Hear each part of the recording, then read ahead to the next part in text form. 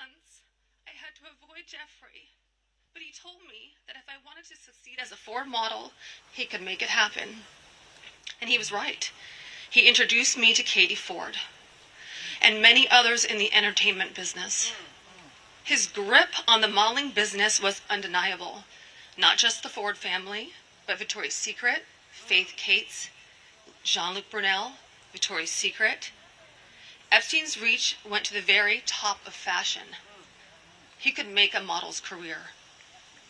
What I didn't realize then was that once he lured someone like me in, he could also destroy my career if I did not do what he wanted me to do. In New York City, countless young women were abused by him. Everyone in the industry knew, yet he was too powerful to stop. He had friends in all over entertainment and arts, and his value to those friends made him untouchable. But I ask you, why?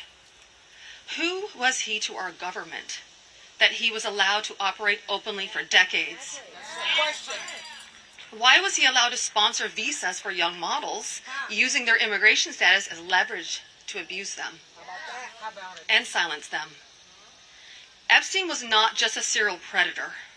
He was an international human trafficker. And many around him knew this. Many participated, and many profited. And yet he was protected. I know what it's like to be trafficked to others. I know that the files contain the names of powerful men who have been shielded because of their fame or their fortune. So I stand here today, not just for myself, but for every woman who has been silenced, exploited, and dismissed.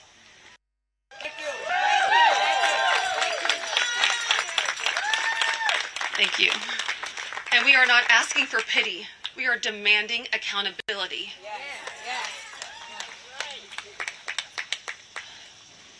Congress must choose. Will you continue to protect predators, or will you finally protect survivors? Transparency is justice. Release the files, end the secrecy, and stand with us in declaring that no one, no billionaires, no politicians, not world leaders, is above the law.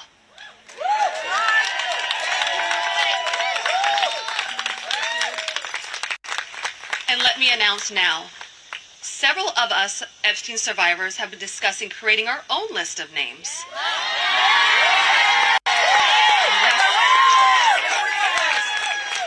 We know the names. Many of us were abused by them. Now together as survivors, we will confidentially compile the names we all know were regularly in the Epstein world. And it will be done by survivors and for survivors. No one else is involved. Stay tuned for more details on that. Because history is watching, and so are the women who will come after us. Thank you.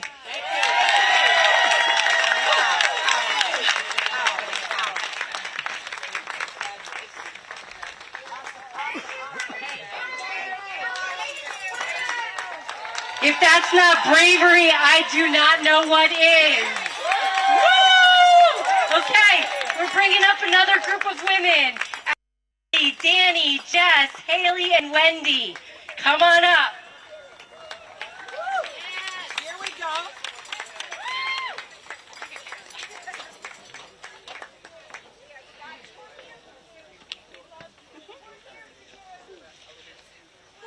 Okay. Well, this will be fun.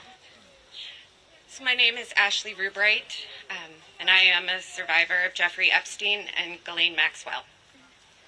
Some things I want to say. To any survivors out there who feel like they don't matter, it doesn't matter if you went once or countless times. We were groomed, we were manipulated, and we were taken advantage of. Yep. For decades, survivors have been suffocated by speculation. We've been mocked, we've been doubted, we've been re-traumatized, while those responsible hide in secrecy. Why don't we deserve justice? This is not partisan. However, this is very political, as the only path to justice is through our political system. And this is about justice. This is about accountability. This is about protecting the innocence of our children and honoring the dignity of survivors.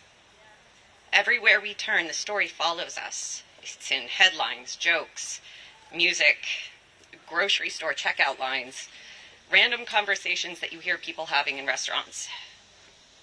For more than 20 years, we've been unable to escape it. And every time new promises are made, our sparks of hope are lit, only to be extinguished again. We are tired. However, we are not going away. That's right. That's right. We will not stop or give up, and we will be on the front lines of this battle. We are no longer scared. And let's be clear, there were so many enabling adults. Those enablers actively turned a blind eye, and they are the greatest danger. Yes. And you know who you are, as do we. You allowed us to be abused for a fat check and a cushy life. Have. And to those in power, hear us clearly. Do your job. Release what needs to be released. Yes. And hold those responsible accountable. Survivors, sorry. Thank you. Survivors deserve peace. Survivors deserve justice. And to my fellow survivors, your voice matters, your story matters, and you matter. Together we are louder than the silence. Together we will not stop until justice is done.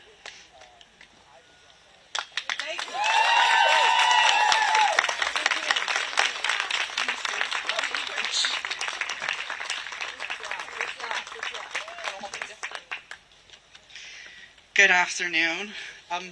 Wow, a lot of people showed out for us today. I wasn't expecting all this support.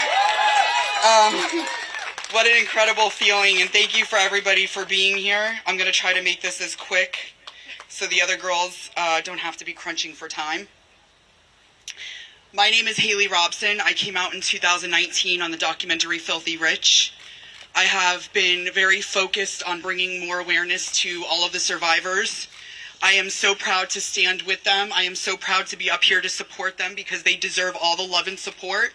And I just want to say to the women who chose this moment to come out for the very first time about your abuse, I cannot think of a more important, greater purpose in life than to stand in solidarity when time is against us, when the politicians have made us an enemy, when the world is watching and everybody is hoping for some type of result. Thank you for choosing this moment for the first time to be so brave to come out and stand in solidarity. I prayed for a moment. I prayed for this moment where God would fill us with reinforcements. I want to acknowledge all the women, unfortunately, that couldn't be here today, because I think that is the only list of real great importance, and we should never forget the voices that were not only silenced, but that are not here today, and we should never forget the sacrifices that they made.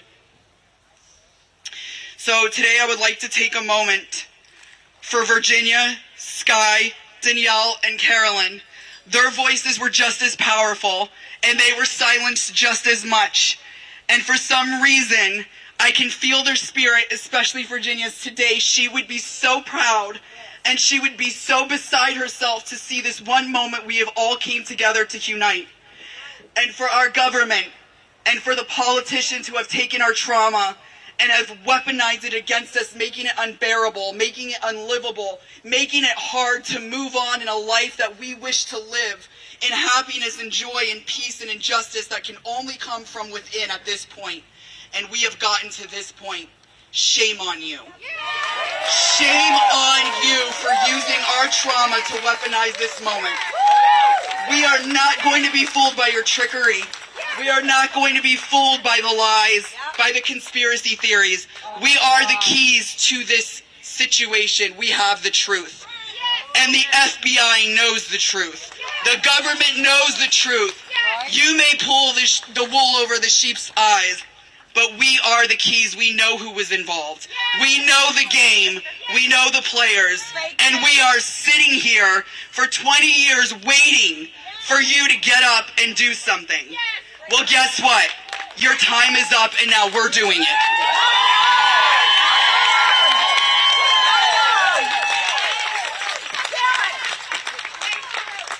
How do you follow that? Hello, everybody. My name is Wendy Pasante, and I was abused by Jeffrey Epstein when I was 14 years old. I'm not here to relive what happened. I'm here to be counted and to make sure others are counted too. I once believed my silence was strength. Hold it together.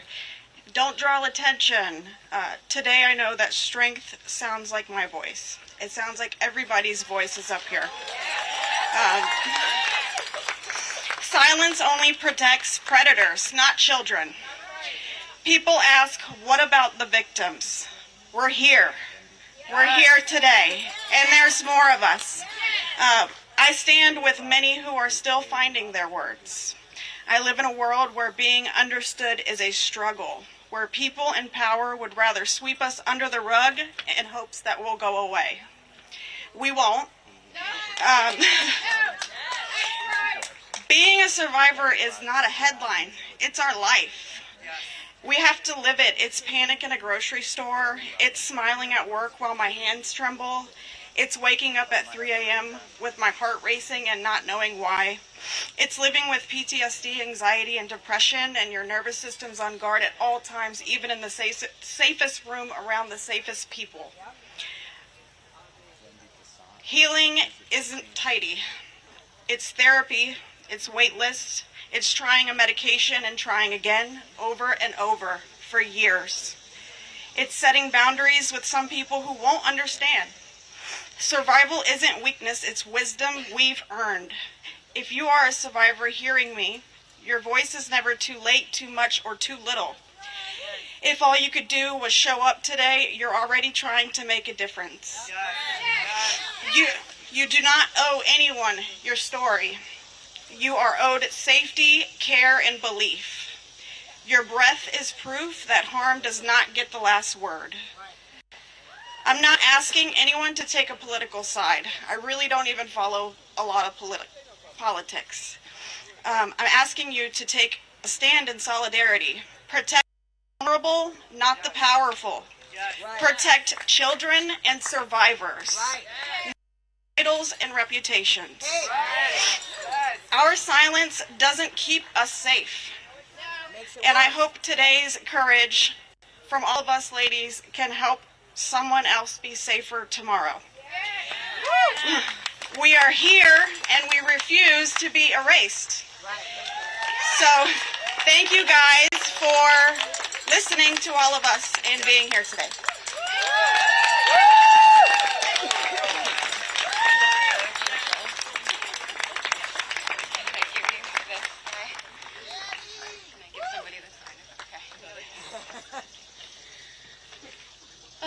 Hello, everybody. Thank you for being here. Good morning.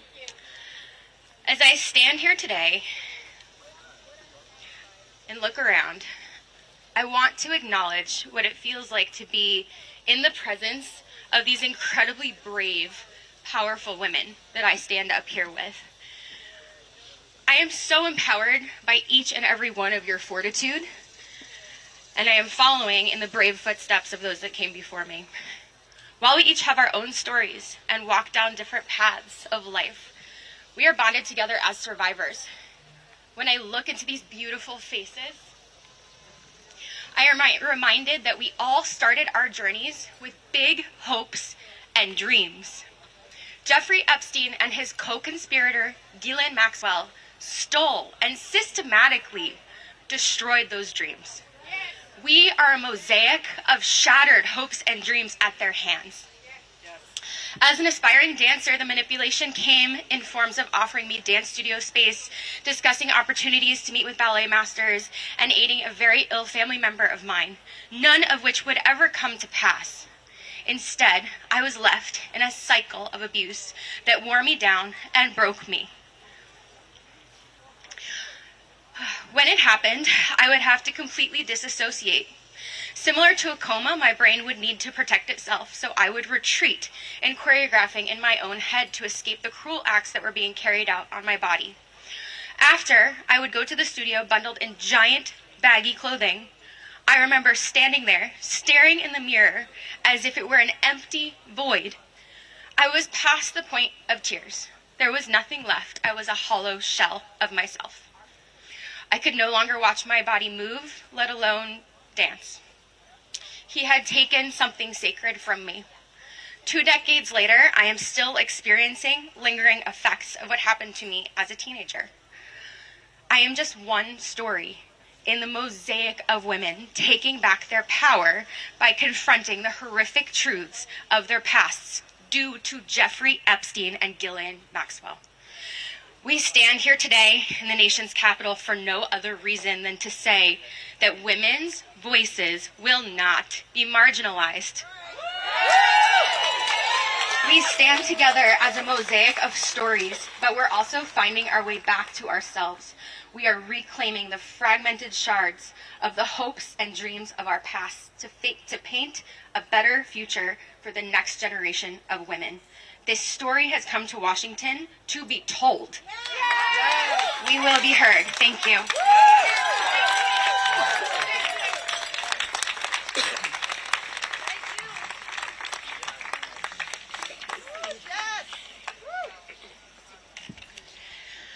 My name is Jess Michaels, and I'm a 1991 Jeffrey Epstein survivor.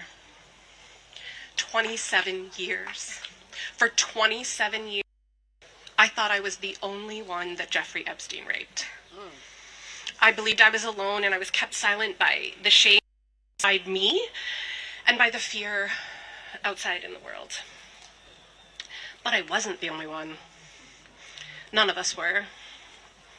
And what once kept us silent now fuels that fire and the power of our voices. We are not the footnotes in some infamous predator's tabloid article. We are the experts and the subjects of this story. Yes. We are the proof that fear did not break us. Yes. And we don't just speak for ourselves, but for every survivor whose story is still unspoken. Yes. For those not with us today. For Virginia, whose courage lit the path and opened the door for us to walk through. This is what power looks like. Survivors united, voices joined, refusing to be dismissed. That's right. That's right. Know this, justice and accountability are not favors from the powerful.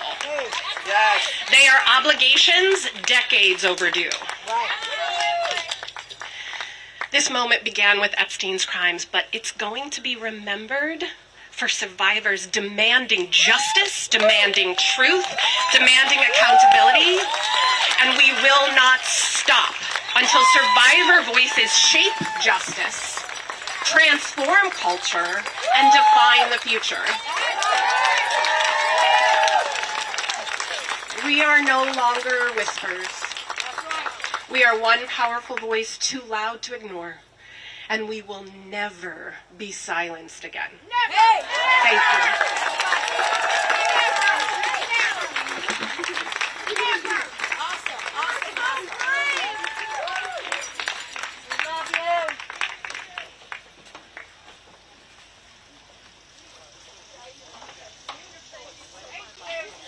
you. Thank you.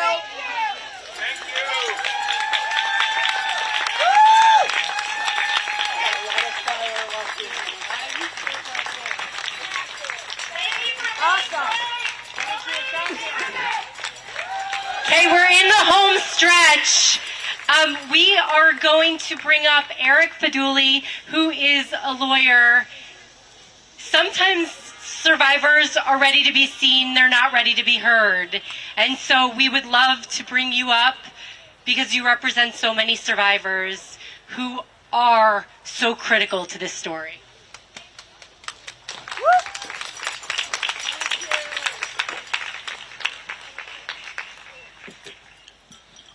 Good morning, everyone. My name is Eric Fudali, and I've had the privilege of representing up to 11 survivors of Jeffrey Epstein, and one of them is standing next to me here today.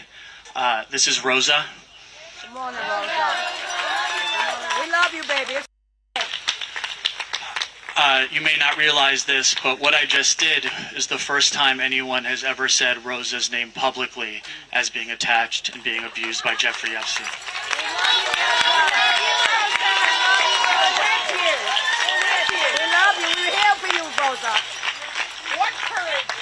And this is also the first time she has ever appeared publicly as a survivor of Jeffrey Epstein. And I say that because it was last night that she flew into Washington, D.C., inspired by the solidarity of all of you, by the compassion of all of you, and by the courage of all of you to be here today.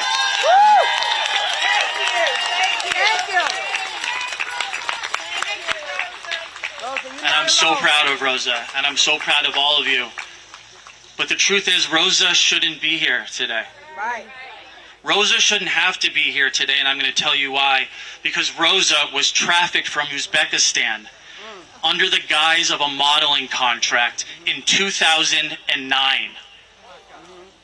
That means that Rosa wouldn't be here today if Alex Acosta hadn't had Jeffrey Epstein in his grasp, had what every single law enforcement officer dreams of, to stop a predator in his tracks. And what did he do? He gave him a slap on the wrist and let him to continue to abuse. And had he not, Epstein never would have met Rosa, and Rosa would not have to be here today. Right. But none of you should have to be here today. Right. None of you should have to be there today, because if when Jeffrey Epstein was finally arrested in 2016 and under federal custody, he wouldn't have been allowed to take his own life and avoid the accountability and justice you all deserve. And none of you should be here today because Ghislaine Maxwell should not have been given a platform to deny the crimes against her, who was convicted. That's right. That's right. That's right. Who was convicted of trafficking and tricking 14-year-old girls. Yep. Right. She should not have been given a platform, and she should not have been rewarded after that platform in a minimum security resort. Right. Right. That's right.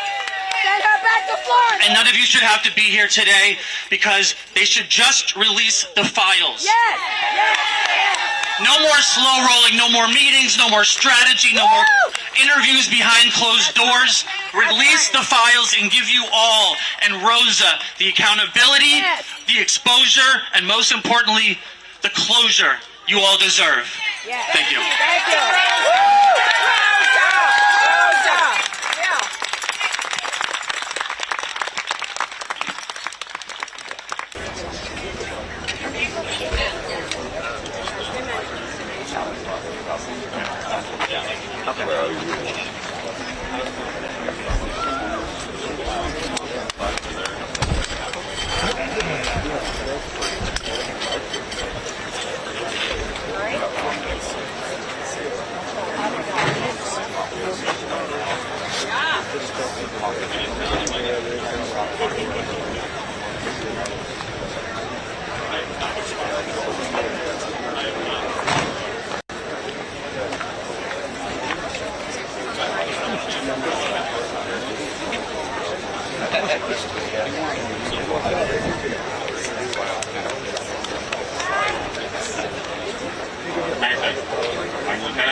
United States Capitol Police.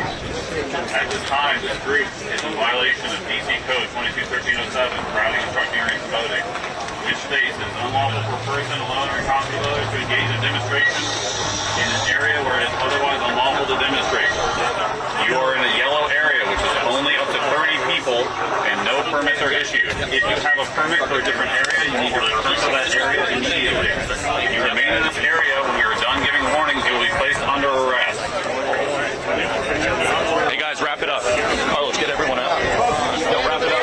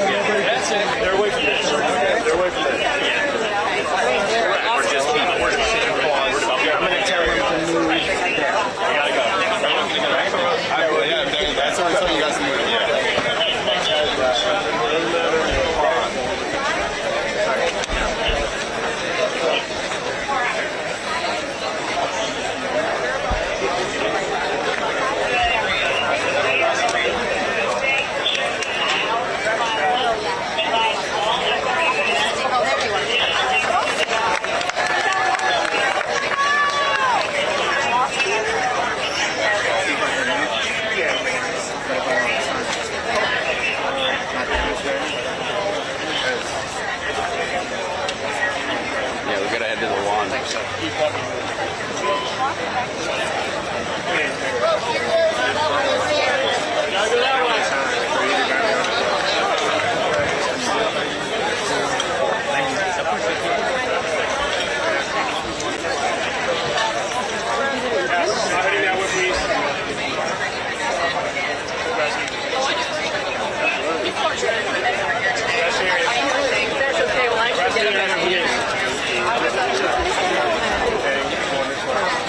Going.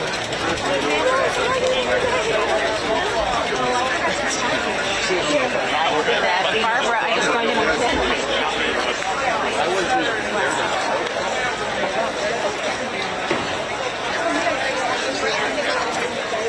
keep moving.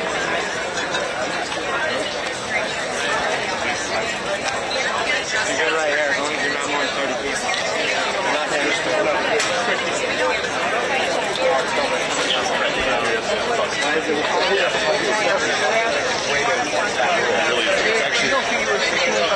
Did you recognize? I don't know who he is. Administration understands.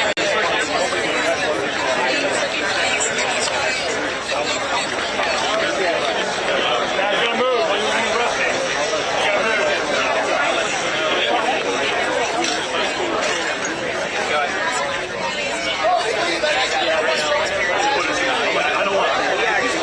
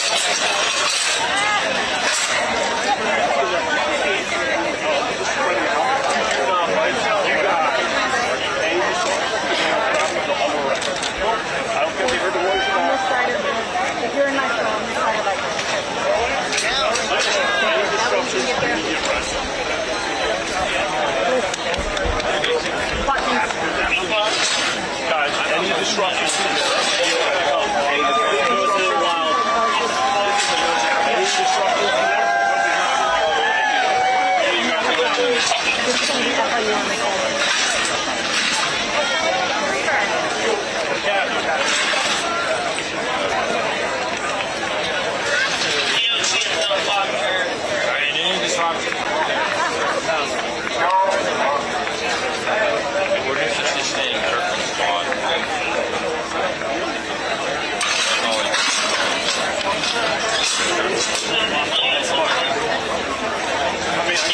I got it. Oh yeah, me too. Everyone's trying to make a break for it.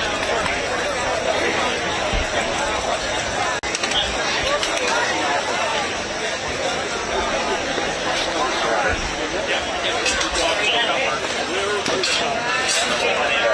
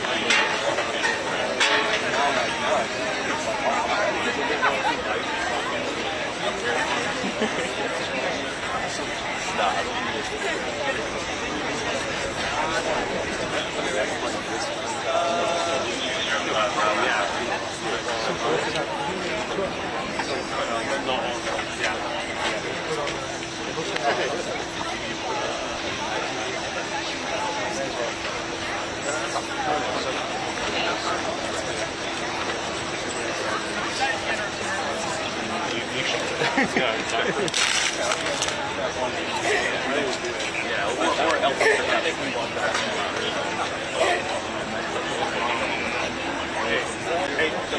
Thank you.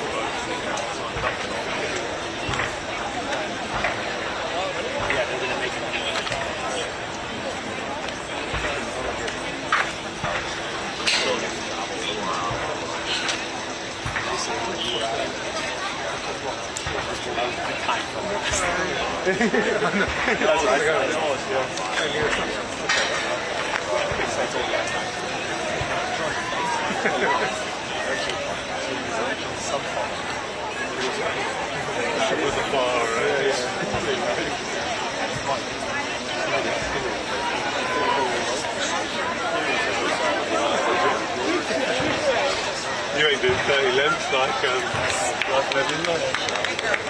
So we're here at the start, like,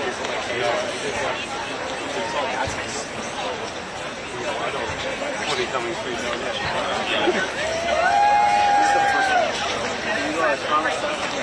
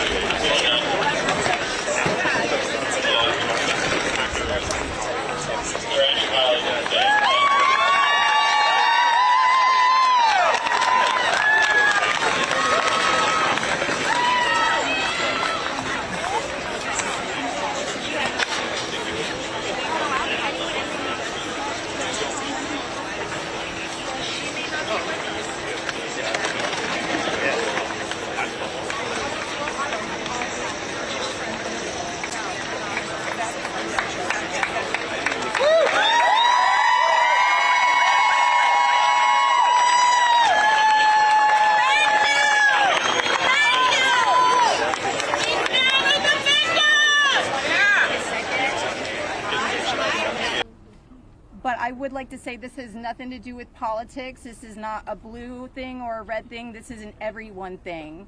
We can all agree on this. The injustice that has happened here, multiple, over and over. Everybody that talks about this just seems to make it worse. We need transparency. It's time for us to see beyond the curtain. Why was Jeffrey Epstein so protected? Who is still being protected? And who protected them all, so the world can understand how Jeffrey was able to abuse so many of us for so long. I was lucky to have Brad Edwards, Brittany Henderson, and Paul Cassell take on my case pro bono and fight fearlessly over 20 years' time. I would like to thank them, and I'd also like to ask the Trump administration to please sign off on the Crime Victims' Rights Reformed Act, the Courtney Wild Crime Victims' Rights Reformed Act that's we're trying to get past here so we can close the loopholes in the CVRA case that Epstein's attorney used to their benefit to get away with this. Thank you so much.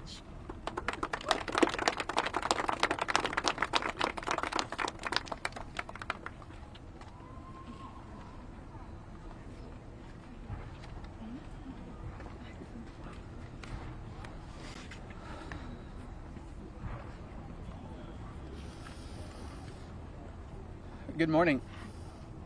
First and foremost, we want to extend our deepest gratitude to Brad and Brittany Edwards, Congressman Massie and Khanna, and above all, the brave survivors who have entrusted us with the privilege of speaking today on behalf of Virginia.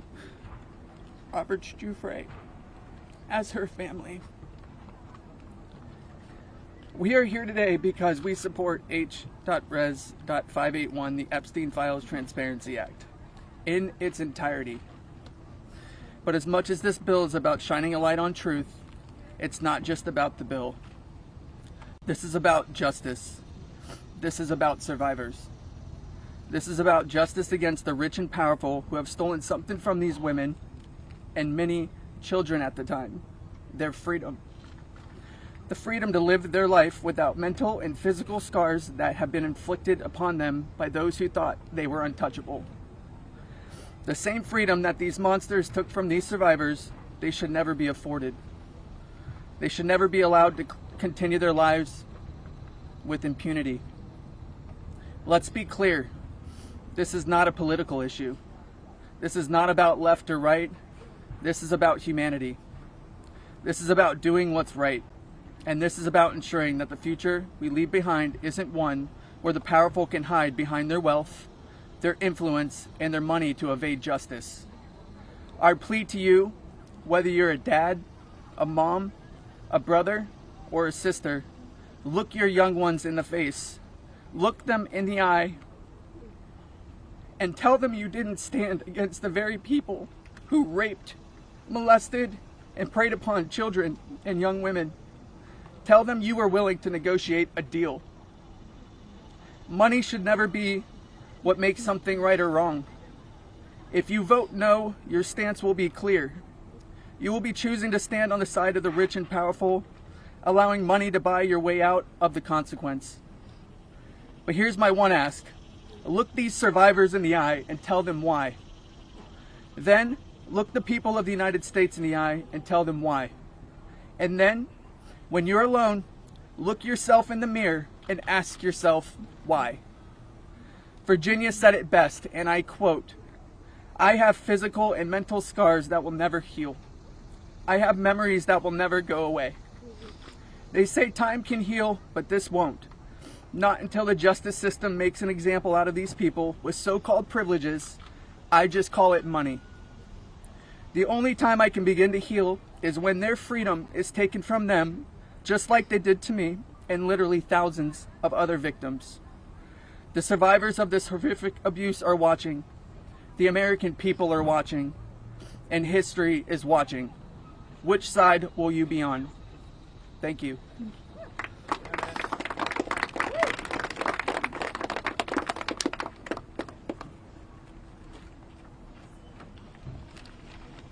Hello, my name is Jenna Lisa Jones, and I was only 14 years old when my friend brought me over to Jeffrey Epstein's house in Palm Beach in 2003. I had a terrible home life, but I was such an innocent kid then. I always did my best in school, and I had such a positive outlook on life. Until that day that I met Jeffrey, I have never been more scared in my life than I was that first time that he hurt me. I remember crying the entire way home, thinking about how I couldn't ever tell anyone about what actually happened in that house. This guy was so rich and had so many pictures with so many famous people, and no one would have ever believed me if I told them.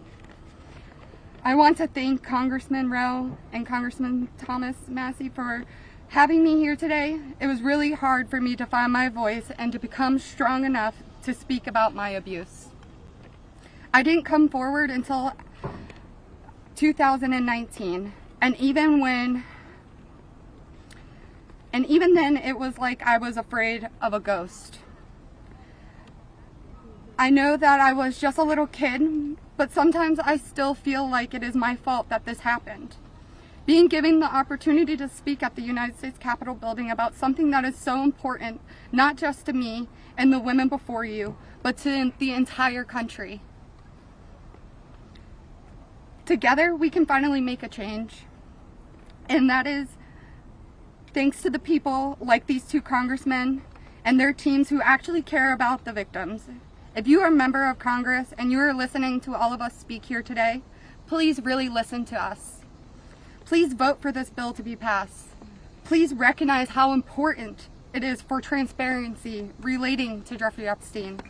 Whether you are a Democrat or a Republican, this does not matter. This is not about sides.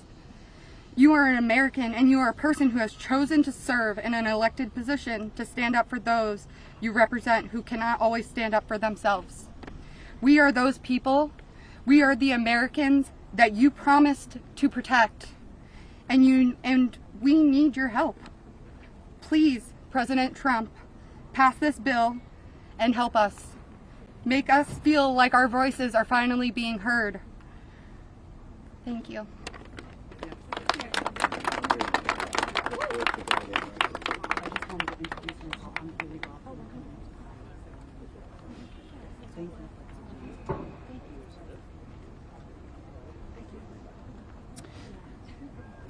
Good afternoon. My name is Haley Robson. I was a 16-year-old high school student athlete who made good grades and had high aspirations for college when I was recruited and asked by a classmate of mine alongside with a 20-year-old male if I wanted to give an old rich guy a massage. But what high school girl would not want to do that? That day changed my life forever. And when I got into the massage room, Jeffrey Epstein undressed and asked me to do things to him. My eyes welled up with tears, and I have never been more scared in my life. When it was over, he paid me $200 and requested in exchange that I bring a girl each time to make another $200. I told him I did not want to do that, and then he gave me an ultimatum. Either you come here and massage me when I call you, or you bring me friends of yours to massage, and I will give you $200 per girl for each time she comes. I felt and hoped to never hear from him again, but he called me every day. He was so wealthy and powerful, and he would not let me go. I felt I had no choice. If I disobeyed him, I knew something bad would happen. So knowing I did not want to be sexually abused, I started to bring him other girls from my high school, and he paid me $200 for bringing them. I just hoped each time it would be the last time. One day, the stepmom of one of the girls brought him and called the police on Jeffrey Epstein. The police then called me in for questioning. I had told them the truth despite the fact that I was a teenager and a minor, and I was able to tell the police the names of all the other victims. The police treated me like a criminal. I had, by this time, had turned 18. I had been with Jeffrey since I was 16 and for 2 years. So they had told me So they told me I was going to be arrested. My name was then distributed to the press as a co-conspirator of my abuser, who I detested. My entire world was crashing in around me, and I started being threatened and bullied, till this day still receiving death threats. I was singled out and for many years had to suffer a smear campaign of lies about me because of the way that I was portrayed by the press. The press made me out to be a predator when I was just a 16-year-old little girl who was sexually abused by a powerful man and an evil man. For years, I had no friends. My boyfriend was murdered, and there was nowhere to turn. The government, after investigating more, learned that I was true a victim, but the damage was done and it was too late. There was no way to undo the harm the press had caused me. In 2019, I met Brad Edwards and Brittany Henderson. They changed my life and they believed in me and have helped me to finally heal. Healing is a process, and I may never get there. But the passage of this bill requiring the government to produce all the evidence that it has gathered on Jeffrey Epstein and Ghislaine Maxwell is a huge component of healing for me and for the many other women who have suffered for so long. For many reasons. First, we and the rest of the world need answers. Why was he so protected? And why didn't anyone ever care to stop him? It doesn't take a brain surgeon to know that if he is spending thousands of dollars a day paying high school girls he abuses and had a lot of access to cash. I learned through my attorneys in the JP Morgan class action case that there were years when his staff withdrew over $1 million in cash a year. Was that not a big enough red flag? There were wire transfers to other victims, and the government did not protect us. The banks did not protect us. So lift the curtain on these files and be transparent. Every single time a new conspiracy gets circulated in the media, whether he is still alive, what powerful person had him murdered, who was on the Epstein client list, and there are names going around on TikTok and Instagram, we, the survivors, are suffering severely. We take our kids to school and everyone is talking about it. We can't read the news or do anything without hearing crazy stories that are only able to live on because the government continues to hide the evidence and the truth. So people just make up stories. Those stories hurt. They hurt real people who have already been hurt. And we have lost so many Epstein victims to suicide, and maintaining the real truth and secrecy only allows for conspiracy theorists to tell lies that drives up our anxiety and fears and will continue to lead to more pain, more suffering, and honestly, more deaths of innocent victims. It's time you do is right by us. Unseal all the documents. We are requesting transparency, and I am requesting every congressman and woman that goes against this bill be outed. I want to know. Thank you.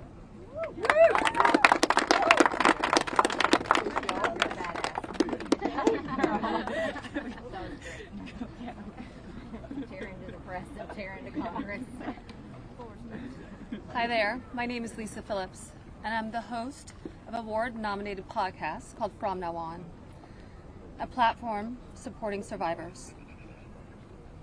I want to thank all of my survivor sisters who came before me today. I'll be very short. In the year 2000, I was taken to Jeffrey Epstein's island while on a photo shoot on a nearby island. Who I saw and what I experienced there was a glimpse into a very dark and disturbing world. For years after, I tried to avoid Jeffrey, but he had introduced me to Katie Ford, the owner of the Ford modeling agency. Epstein's reach went to the very top of fashion, arts, and entertainment. This did not just happen to underage girls in Florida. In New York City, hundreds of young, ambitious women were abused by him. Epstein was not just a serial predator, he was an international human trafficker.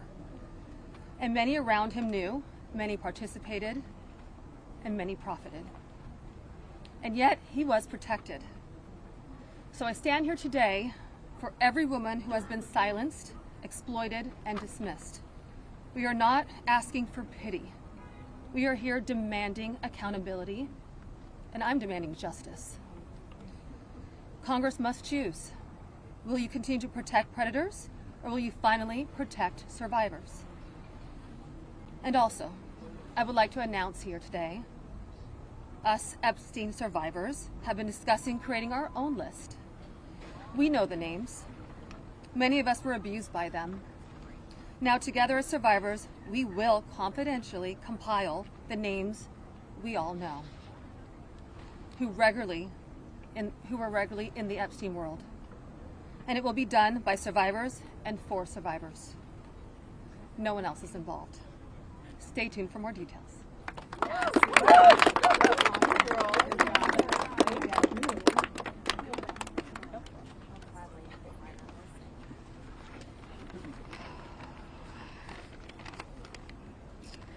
Hello, my name is Shantae Davies, and I'm here before you today as a survivor of decades of pain, trauma, and betrayal at the hands of Ghislaine Maxwell and Jeffrey Epstein, and the people who enabled them, and a government that for far too long refused to help.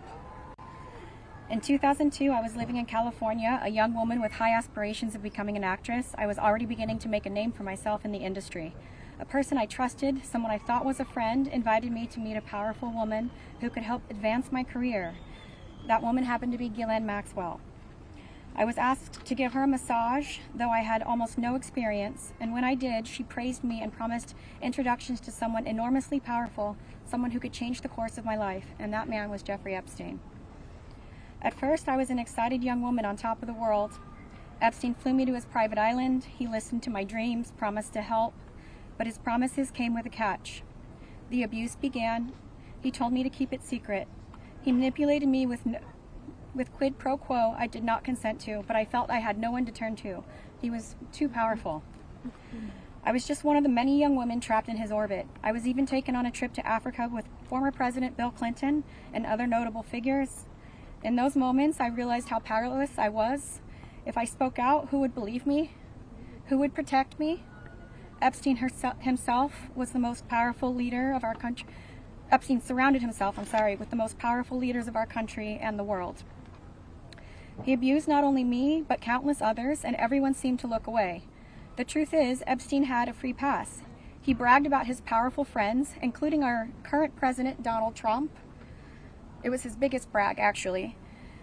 And while what I endured will haunt me forever, I live every day with PTSD. I live as a mother trying to raise my child while distrusting a world that has betrayed me. This kind of trauma never leaves you. It breaks families apart. It shapes the way we see everyone around us. But one thing is certain, unless we learn from this history, monsters like Epstein will rise again. There are files, government files, that hold the truth about Epstein, who he knew, who owed him, who protected him, and why he was allowed to operate for so long without consequence. Why was Maxwell the only one held accountable when so many others played a role? Why does the government hide this information from the public? This secrecy is not protection, it's complicity. And as long as the truth is buried, justice will remain out of reach. That is why this bill matters. Passing it will, bless you, ensure that the suffering of survivors is not in vain. Passing it will bring accountability, transparency, and prevention. It will help protect the next generation of predators who seek to place themselves above the law through wealth, influence, and connections. This is not just my story. It is about every survivor who carries invisible scars. It's about the weight we live with daily. It is about the families broken and the futures stolen. So I ask you, President Trump and members of Congress, why do we continue to cover up sexual abuse and assault? Who are we covering for? Let the public know the truth. We cannot heal without justice. We cannot protect the future if we refuse to confront the past. Thank you.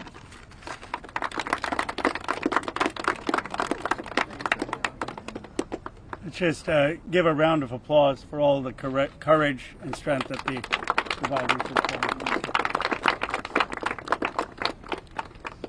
We now will take a few questions. You can always get Congressman Massie, me, or Congresswoman Green in the hallways and other places. If you have questions for us, that's fine. But I wanted to see first if you have questions for the lawyers and the survivors, and Brad will facilitate any of the questions to the survivors. Yes? Yeah. This question would be for the survivors, Mr. Edwards. The president has said that this Epstein issue is a hoax, is the words that he used. Can we get your reactions to what you think when you hear him say that? I'll answer that. Mr. President Donald J. Trump, I am a registered Republican, not that that matters because this is not political. However, I cordially invite you to the Capitol to meet me in person so you can understand this is not a hoax. We are real human beings. This is real trauma. What does it feel like emotionally to hear that? It's being gutted from the inside out. Not that I would know what that feels like, but I imagine it's the anxiety buildup with the depression and the survival mode, and then your nervous system goes limp and ironically is shot, and it feels like you just want to explode inside because nobody, again, is understanding that this is a real situation. These women are real. We're here in person. To say that it's a hoax is just not... Please humanize us. I would like Donald J. Trump and every person in America and around the world to humanize us, to see us for who we are and to hear us for what we have to say. There is no hoax. The abuse was real. Now, what goes on behind closed doors, I can't speak for that. What happens around the world politically, I cannot speak for that.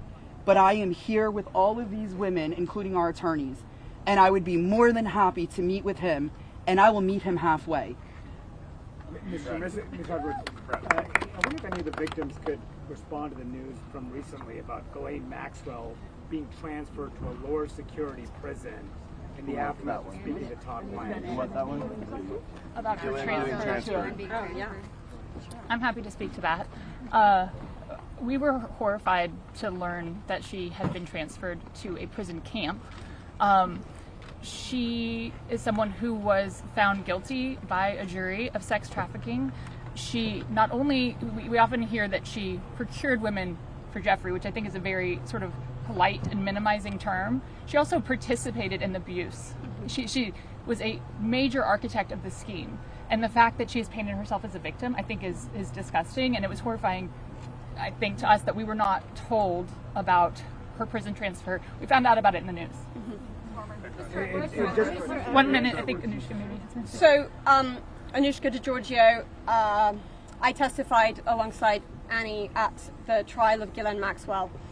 I was horrified when I found out not only had Ghislaine Maxwell been transferred to what's called a low security. It's really is like a holiday camp. And then afterwards, I got a notification from the Department of Justice telling me that this was going to happen when it had already happened. This woman abused children.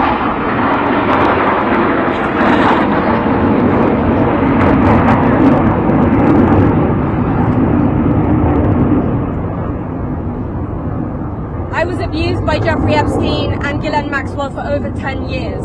Ghislaine Maxwell was present for some of my abuse at the hand of Jeffrey Epstein.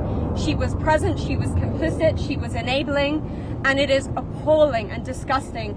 And it's one of my worst nightmares that she not only be transferred, but at the possibility that's very much going around that she might be pardoned. This is not okay, guys. This is not okay. And I just want to add that I think it sends a very dangerous message to our country, to the young people in our country, that someone that we all know is aware of these crimes could be given a pass. And just for the last survivor who just spoke, she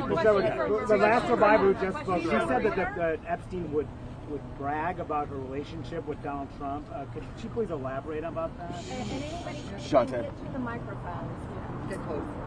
Yeah, I did say that.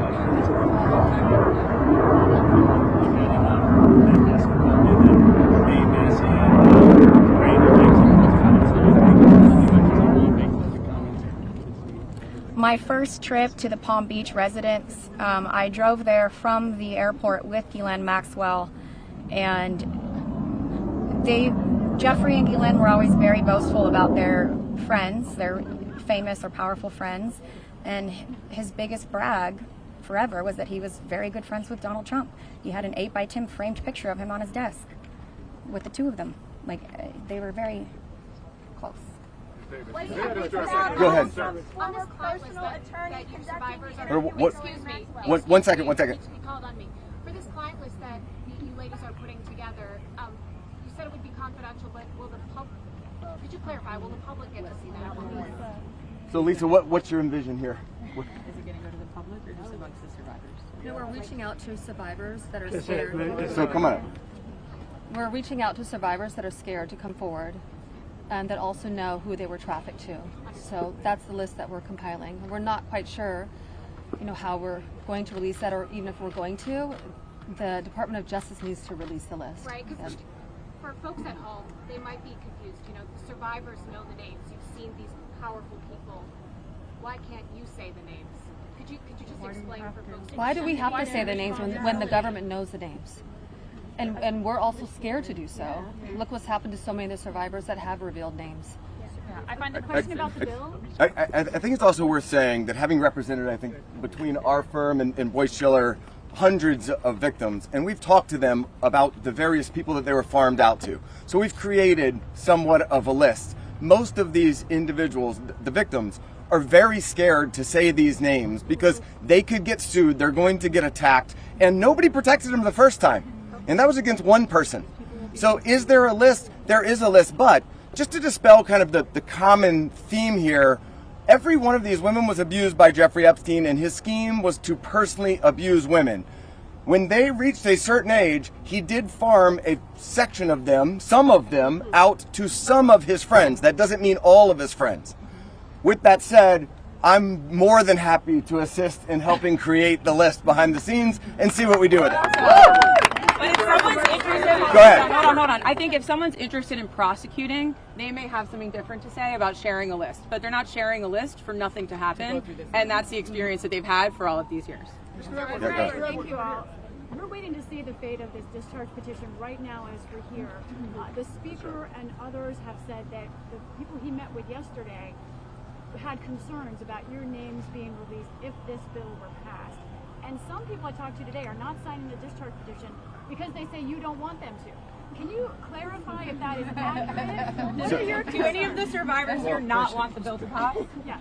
First of all, our legislation, Ro Khanna and I went through this, we talked about this, and we were very careful to make sure that there is an exception so that personally identifiable information, not just their names, but anything they could be identified by, would not be disclosed. And can you speak to that as survivors yourself?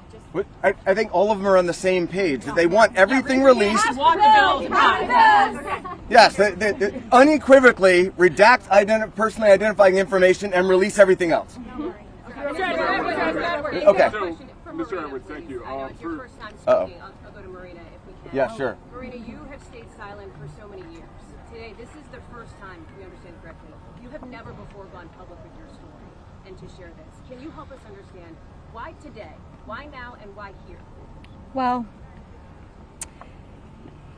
it is not okay for us to be silenced, and it's not okay for Jeffrey Epstein and everybody else to be put on a pedestal. I think everybody needs to hear from us because we know what went on, right? And there is not only me who's been silenced, there are hundreds of women that are silenced. My hope is to stop this abuse for the future, right? For people that are coming up, for women.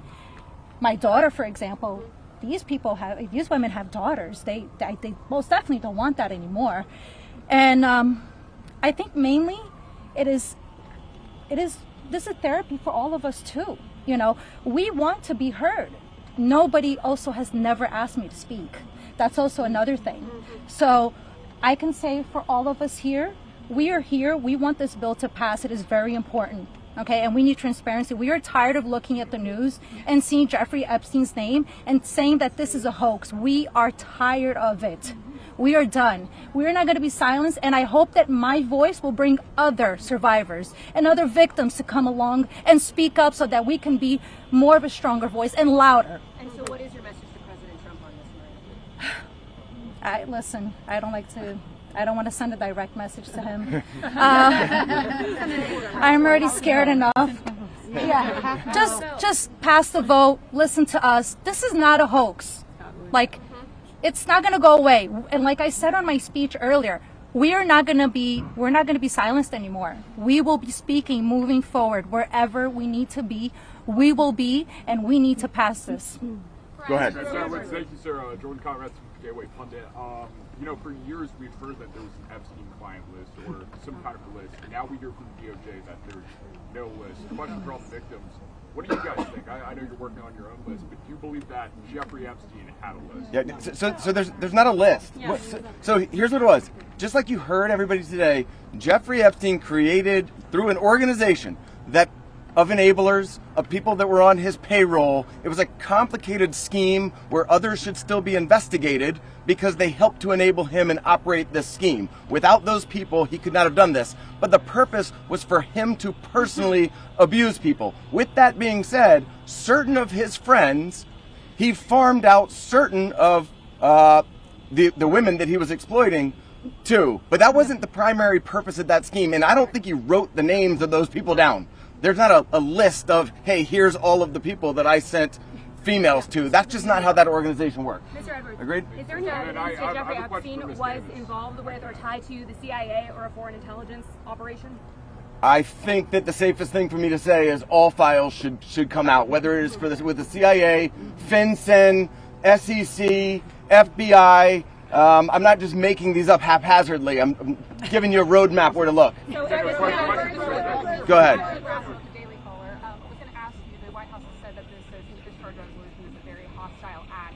What's your response to the victim's response? And thank you all for being here. I'll go first and then I'll let them. They're much more important than me, but I don't understand why it's a hostile act. I can tell you that I talked to President Trump back in 2009, and several times after that, he didn't think that it was a hoax then. In fact, he helped me. He got on the phone. He told me things that were helping our investigation. Now, our investigation wasn't looking into him, but he was helping us then. He didn't treat this as a hoax. So at this point in time, I would hope that he would revert back to what he was saying to get elected, which is, I want transparency. This about face that occurred, none of us understand it. In fact, I don't understand how this is an issue that's even up for debate. How do you not stand behind these women after you've heard their stories and know that hundreds of them were abused, and it was only because files are being kept in secrecy? The world should know who he is, who protected him, and the other people that are out there to be investigated need to be investigated. Sir, Mr. Davis, are there any people who are currently serving in government who are named, who you know of, are in these files, who you had relations with, anything of that sort, who Jeffrey Epstein connected you with? Are you willing to say yes or no? I don't think I can answer that. Mr. Edwards, right here, please. Mr. Edwards. Mr. Edwards, sorry. Mr. Edwards, you represent Virginia Roberts Dufresne, correct? Because they're saying they're being scared to talk. I think she's referring to my speech. Hi, Anushka DiGiorgio. I have been threatened. I was threatened by phone. My daughter was threatened when I was volunteering to participate in, by means of being a witness in a civil lawsuit that Virginia Giuffre was bringing against Ghislaine Maxwell.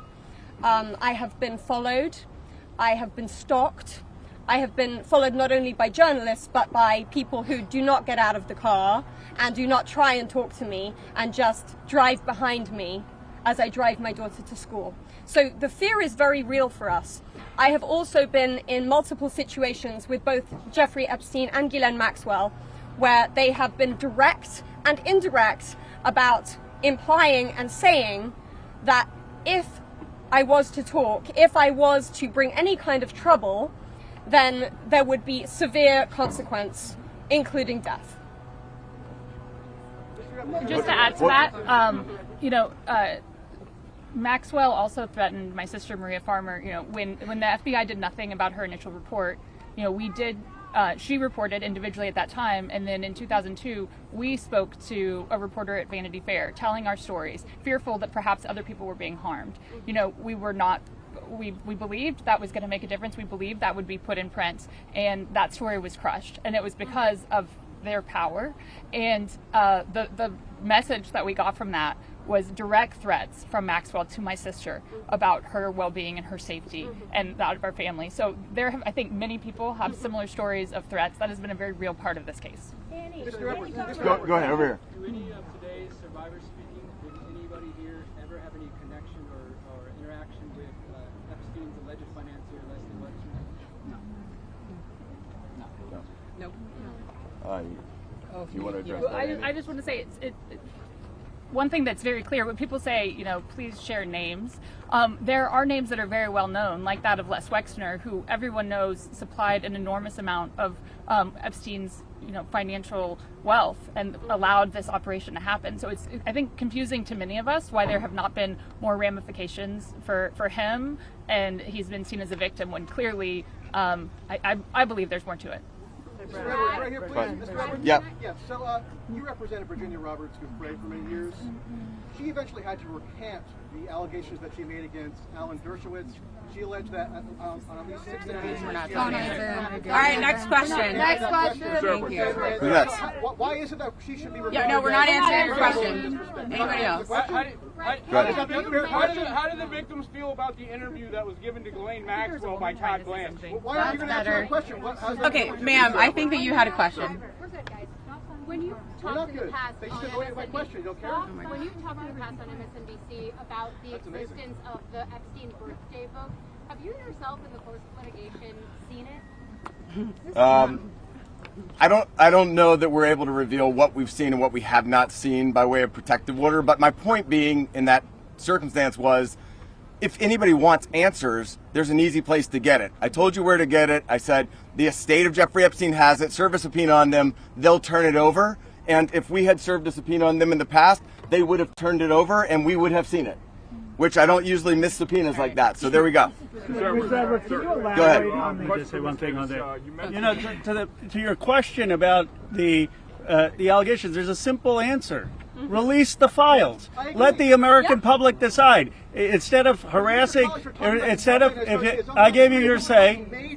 Look. Against a prominent individual, among others. You're hired by Dershowitz. And then had to admit other counsel. You know, even he knows what I'm talking about. That contained hugely salacious allegations against a whole. You've been heard. You've been heard. Shouldn't you tell the public about this? You've been heard.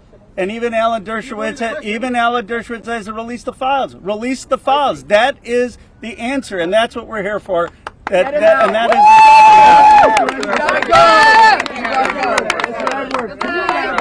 Can you elaborate on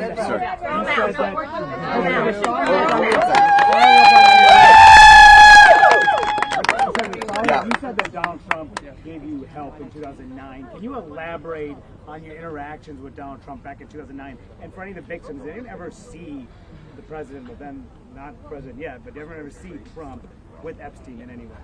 I don't know who's. I don't think that we can answer that question. Did anybody see Trump with Epstein back then? This is really not a political thing. We want the passage of the bill, and this is not to call out President Trump. What about your interaction with Trump? My point was that he was friendly back then, did not think that it was a hoax, and was trying to help. And now it seems like all of a sudden somebody's in his ear and he's not. So I'm hoping he'll come back to where he was back in 2009. Be on the side of the victims and stand with us. On the passage of the bill, go ahead. Ashley Grassfield, the caller, wanted to ask the victims what they thought of the interview with Todd Blanche with the Deputy Attorney General when the DOJ. Did you answer that? Do you want to answer? I would. Teresa will step up. I would. Teresa J. Home. Happy to speak on that because what I will say is she got this airtime and platform. Her voice was elevated way before our voices were elevated here today. And that same calm, manipulative voice that she had so polite there that day with Todd Blanche was the same polite, coercive, manipulative voice that I heard as she was grooming me to then send me off to the home of Jeffrey Epstein where he would assault me. So that's what she was doing for hours, speaking with me, building relationship with me, building trust with me, allowing me to believe that I was going to get this job, a dream job that I had been recruited from my college, flown across the country from Los Angeles to New York City to interview, so I thought. So her voice that day was the same voice that sent me off to a monster. So nothing can be believed from what she says because she's been charged with perjury. I myself could sit there and listen, and as I did, I sat there and listened to this woman's voice lie.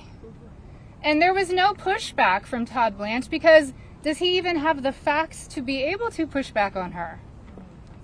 We could sit there and push back. Why didn't we get to attend that? Why weren't we there that day? Or why wasn't even one of us consulted prior to that day in that meeting? And why on earth has she been moved from Florida to her, it basically is prison spa. I mean, let's be real. None of us were consulted. I found out just like everyone here found out. Through the media, through all of you, we found out about Ghislaine's transfer. So I'm very angry to sit there and listen. The feelings that come up listening to this woman's voice is repulsive. Yes, I would say it's triggering. We all work very hard on healing. And it still gets to us after 2 decades. It's a very long answer, but it's repulsive to sit there and listen to her voice in her interview. Can we take two more questions? One over here. My reporting in Vanity Fair directly led to a $100 million payment from J.P. Morgan to the Virgin Islands.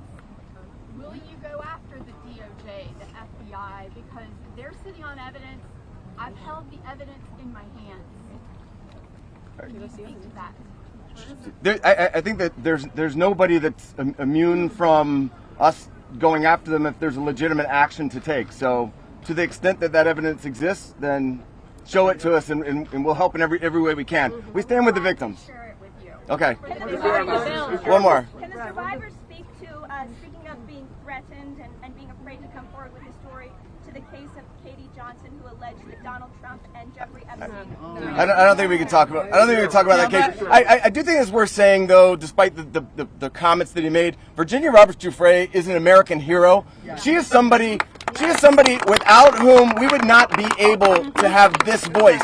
She was the one who had courage to name names, speak out against people, and she was standing up against everybody at one time with an enormous amount of pressure. And most of these women are here because of Virginia Roberts Giuffre. All right, last one. Mr. Johnson says he's protecting the innocent. Do one of the victims say who they think the innocent people are that he's protecting in his mind? Clearly not us. I don't think that anybody knows, but I can tell you that in the oversight committee meeting yesterday, they indicated that they were all for transparency, releasing the files, and asked us to hold them accountable. Isn't that right? Yeah. They said hold them accountable, so we intend to hold them accountable. Hold the men accountable that are in those files. Did they say what up to them? We're going to show them where to go with it, and as long as they're doing their job, they should. I'm going to turn it back over to Ro Khanna. Thank you. Let me just say this. Let me say this. I think the people back who are testifying here today or speaking out today, they are American heroes. Let's give them another round of applause. And you say, look, Thomas, Marjorie, and I, we're huge believers in the First Amendment, and we believe in free speech, and we take abuse all the time. But you see, you see why it's so hard to do what they have done, because they come forward and you subject yourself to national scrutiny and national questioning. And I just want to say from the bottom of my heart how appreciative I am and how proud I am of what you've done today. You've made a big difference. Before I bring on Marjorie and then Thomas will have the last word, I want to summarize 3 basic things that I heard from the survivors. First, they want to know why our government covered up for someone rich and powerful. Why is it that we have 2 Americas? People say, why do you need to release the Epstein Files if Epstein is dead and Maxwell is in jail? Because we don't know who all was involved in the cover-up. Why are there rich and powerful people who didn't have justice? They want to know that. Second, many said it's important for their own closure. They don't know their own abuse. They want to understand what's in these files for themselves. And third, we heard that there are many others who obviously were involved. And they want to know, and the American people deserve to know what was there in those files. I actually think they're helping us come together as a country. I've never done a press conference with Marjorie Taylor Greene before. I've done some with Tuss, but look, this country is divided, it's exhausted.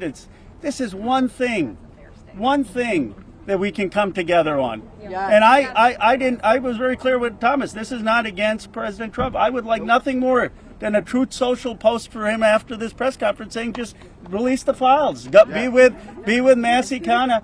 This is about something much deeper. It is about bringing this country together to stand for America's kids, to restore trust, and to move this country forward. So thank you to the survivors for helping us do that. Now I want to introduce Marjorie Taylor Greene. Thank you. Thank you. For everyone watching at home, I think it's important to put yourself in these women's shoes. As you're questioning, why can't they just name the names?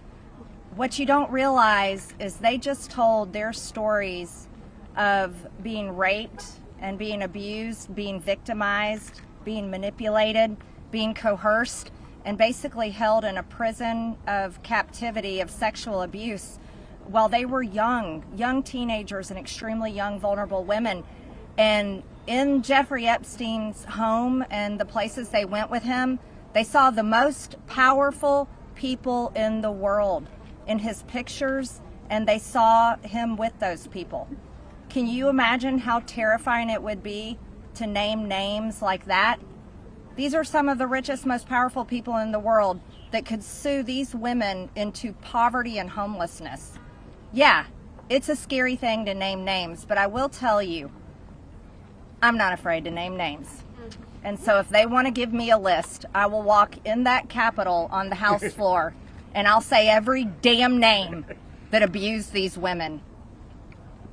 I can do that for them, and I'd be proud to do it. Now, another thing, this is not about politics, and this is a boiling point in American history where the American people, just like Ro just said, there's become two Americas. There's the America for the rich and the powerful and the elite, where they never face any struggles or problems and never experience what real America goes through. And then there's forgotten America that faces all the problems and deals with all the issues and never gets justice for being sexually assaulted and raped by a monster. It shouldn't exist anymore, and people are sick of it. So let's recognize the fact that the administration before and the one before it and the one before it and the one before it and before it never did anything about this. So this isn't one political party or the other. It's a culmination of everyone worked together to silence these women and protect Jeffrey Epstein and his cabal. And this is not just rich, powerful people. Think his drivers, his maids, his chefs, all the people, people that worked in his home, security guards. I heard one story from a young woman that was being raped by Jeffrey Epstein when he was out on work release while he was serving time in prison and had an ankle monitor on his leg. Guess what? There was a police officer outside that door. So this list of names is quite a list of names, and it doesn't extend just in the rich, powerful circles. It extends down to the very bottom where people were paid. And again, I will say this, there's victims suffering today in similar circumstances, and they're terrified to name the names of the people that are currently abusing them. And so with these brave, courageous women fighting this fight, this is a fight for women and children and any person that is facing sexual abuse and rape and captivity and human trafficking right now. And so here's what I ask you in the press. Don't go for salacious headlines. Go for the truth and defend these women and help those of us in Congress that are crossing our political party lines for doing the right thing and trying to do it together. And thank you, Ro, and thank you, Thomas. And now I recognize Thomas Massie from Kentucky.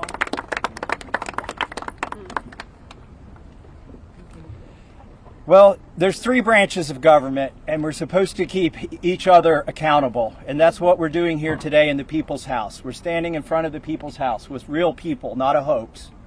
And they've told their story. We wanted to give them a platform to speak, and they've had it. They stepped up, and they were brave. But I also today hope that they would persuade my colleagues to join this effort. But I found out something today that happened that I wasn't expecting. They persuaded me to fight even harder. I'm not going to give up. And I want to end with this call to action. First, a call to action to my colleagues who, just an hour before this press conference, were prepared. They were given a fig leaf. We'll put a resolution on the floor so that you can say that you voted to protect the survivors. Their resolution doesn't really do anything. And that's the oldest trick in the swamp. When you want to kill the momentum, when you want to kill initiative, you introduce a placebo, a different bill that does nothing. and then tried to pull the wool over the eyes of the American people. That's not going to happen this time. We demand real accountability.